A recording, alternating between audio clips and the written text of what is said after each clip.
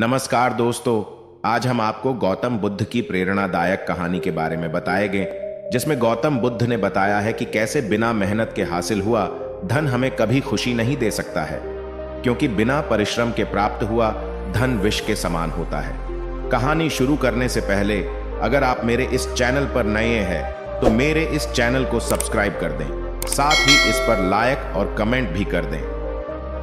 तो चलिए शुरू करते हैं। एक समय की बात है, भगवान गौतम बुद्ध वन के रास्ते से होकर कहीं जा रहे थे। रास्ते में उन्हें एक व्यक्ति मिला जो एक गड्ढा खोद रहा था। गौतम बुद्ध वहीं पर थोड़ी देर विश्राम करने के लिए वृक्ष के नीचे बैठ गए और उस व्यक्ति को देखने लगे जो गड्ढा खोद रहा था।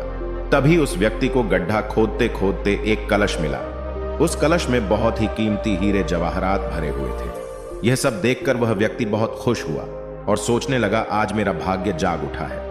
उस व्यक्ति ने हीरे जवाहरात से भरे हुए उस कलश को भगवान गौतम बुद्ध के चरणों में रख दिया और कहा, हे भगवान, आपके आशीर्वाद से ही मुझे यह बेशुमार धन दौलत प्राप्त हुई है, इसलिए मैं इनमें से कुछ हीरे जवाहरात आपको भेंट करना चाहता हूं। यह सब सुनकर भगवान गौतम बुद्ध ने उस व्यक्ति से कहा, तुम्हारे लिए यह धन दौलत है, लेकिन मेरी नजर में यह जहर के समान है, क्योंकि बिना मेहनत के प्राप्त हुई धन दौलत जहर के समान ही होती है। इतना सुनकर वह व्यक्ति गौतम बुद्ध से नाराज होकर उस कलश लेकर चला जाता है। उस व्यक्ति ने बाजार में सभी हीरे जवाहरात बेचकर बंगला, गाड़ी और बहुत सारी संपत्ति खरीद ली और गरीब से करोड़पति बन गया। थोड़े दिनों बाद किसी ईर्ष्यालु व्यक्ति ने राजा से उस व्यक्ति की शिकायत कर दी और बोला, महाराज, जमीन में दबा धन राजकोष का होता है, लेकिन उस व्यक्ति ने उस धन दौलत को अपने ऐशो आराम के लिए खर्च करके राजद्रोह किया है और ऐसा करना नियमों का उल्लंघन है। यह सब सुनकर राजा ने अपने सैनिकों को उस व्यक्ति को पकड़ने का आदेश दिया और राज दरबार में बुलवाया गया तो राजा ने उस व्यक्ति से उस कलश को जमा कराने के लिए बोला। राजा के सामने आकर वह व्यक्ति घबरा गया और उसने सब कुछ उगल दिया कि मैंने सभी हीरे जवाहरात बाजार में बेचकर संपत्ति खरीद ली है। यह सब सुनकर राजा ने उस व्यक्ति से कहा, ऐसा करके तुमने हमारे राज्य के नियमों का उल्लंघन किया है, इसलिए तुम्हें इसकी सजा जरूर मिलेगी। और राजा के आदेश से उसे अपने परिवार सहित जेल में डाल दिया गया और उसकी सारी संपत्ति जब्त कर ली गई। काफी दिनों बाद वह राजा जेल में कैदियों के निरीक्षण के लिए गया।